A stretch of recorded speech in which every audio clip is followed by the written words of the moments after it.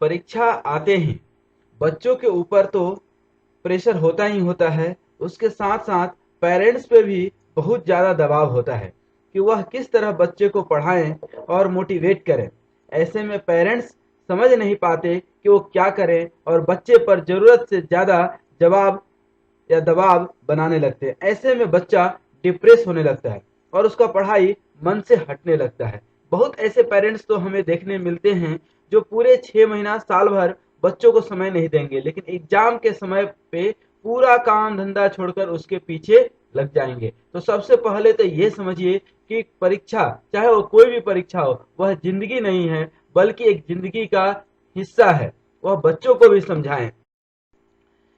कभी भी अपने बच्चों को कंपटीशन में नहीं उतारिए। किसी बच्चे के, हर बच्चे की अपनी एक क्षमता है, हर व्यक्ति की अपनी एक क्षमता है। कार को ट्रक के साथ आप रेस में नहीं दौड़ा सकते हैं। दोनों की अपनी अपनी उपयोगिता और अपनी अपनी क्षमता है। इसलिए बी कम्प्लीमेंट्री, आप बच्चों के सहायक बनिए। बच्चे की तुलना करने से उसका मनोबल गिर जाता है। दूसरा, कभी भी निगेटिव शब्दों का प्रयोग करना, जैसे तुम फेल हो जाओगे, तुम्हारे मार्क्स कम आ जाएंगे। इमोशनल शब्दों का प्रयोग करना, जैसे तुम्हें बहुत मुश्किल से पढ़ा रहे हैं, हमें बहुत दिक्कत है, फिर भी खर्चा काट कर तुम्हें पढ़ा रहे हैं, तुम्हारी पढ़ाई के लिए हम बहुत एडजस्टमेंट कर रहे हैं, आदि आदि शब्दों से बच्चों को बिल्कुल दूर रखिए। तीसरा, बच्चे को एग्जाम के समय ही या एग्जाम के बीच में नए स्कूल का, उसके कोर्सेज की जानकारी बिल्कुल न दें कि यहाँ पे एडमिशन लेने के लिए इतना मार्क्स चाहिए, वहां पे एडमिशन लेने के लिए इतना मार्क्स चाहिए। ऐसा बच्चे को बिल्कुल न करें। जरूरत से ज्यादा नियम कानून घर में न लगा दें। टीवी बंद कराने की जरूरत नहीं है। इस चीज को समझें कि एक बच्चे का कंसंट्रेशन टाइम जनरली 40 मिनट होता है। 40 मिनट के बाद उसे रिफ्रेशमेंट चाहिए होता है। आप उसको 10 मिनट टीवी देख लेने दीजिए, दोस्तों से बात कर लेने दीजिए, खेल लेने दीजिए, टाइम एडजस्ट हो जाएगा, फिर वो पढ़ने बैठ जाएगा।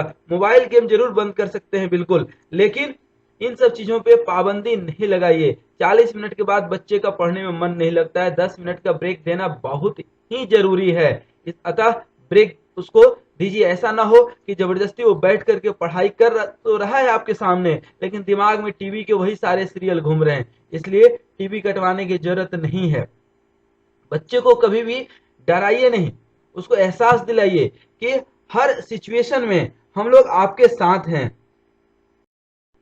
आपको करना क्या चाहिए? सबसे पहले तो बच्चे जहां पढ़ाई कर रहे हैं, कमरे को बिल्कुल साफ सुथरा और कुछ मोटिवेशनल यदि कोटेशन लगा सकें तो बहुत ही बढ़िया होगा।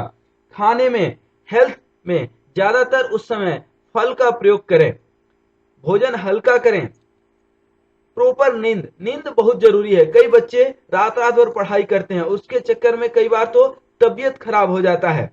इन सब चीजों से बिल्कुल बचें। और खास करके आजकल कुछ पेरेंट्स बच्चों से परेशान होकर के उसको साइकोलॉजिस्ट के पास या काउंसलर के पास या ज्योतिष के पास ले कर चले जाते हैं। इससे बिल्कुल बचना है, नहीं तो बर्बादी तय है।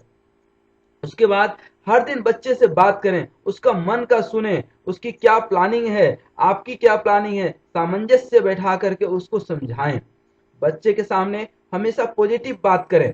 जब भी बात करें तो पहले उसकी सारी अच्छी बातें सुने। आजकल बच्चे देर रात तक पढ़ाई करते हैं, सुबह देर से उठते हैं। ऐसे में उन्हें सुबह सुबह जल्दी उठाने का दबाव न बनाएं यदि वह रात में ज्यादा देर तक जगा है। उसके बाद बच्चे की समस्या जानने की कोशिश कीजिए। ऐसा तो कोई समस्या नहीं है जो वह दबा रहा है, आपको नहीं बता पा रहा है। आजकल के माहौल में बच्चों की सुनना बहुत जरूरी है। स्कूल पहले की तरह नहीं रहे, बच्चे भी पहले की तरह नहीं रहे। अतः बच्चों के मानसिक स्थिति को समझना बहुत ही अति आवश्यक है। बच्चों के अंदर आत्मविश्वास बढ़ाएं, ज्यादा से ज्यादा प्यार का एहसास दिलाएं। उससे हमेशा सहायता के, बच्चों के रिवीजन के लिए बहुत अच्छा तरीका है कि जो आज पढ़ा वही कल पढ़ाइए, फिर 2 दिन के बाद पढ़ाइए, फिर 4 दिन के बाद पढ़ाइए। उस तरह से उसको याद हो जाता है। याद करने का सबसे बढ़िया तरीका है। दूसरा, बच्चे जो खुद लिखते हैं उनको खुद बोलिए कि यदि आप टीचर होते तो इसमें कितना नंबर देते।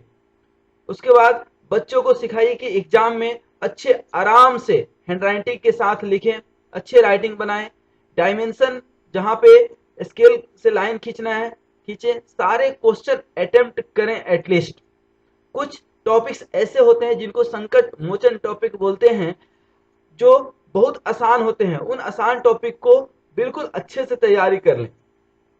अभी एग्जाम आपका 2 घंटा 3 घंटा है, लेकिन पहले ही यदि कंप्लीट हो जाता है तो आप उठ करके एग्जाम हॉल नहीं छोड़ें, एक बार रिवीजन कर लें। हो सकता है कि लास्ट मोमेंट पे कुछ दिमाग में क्लिक कर जाए और क्वेश्चन बन जाए।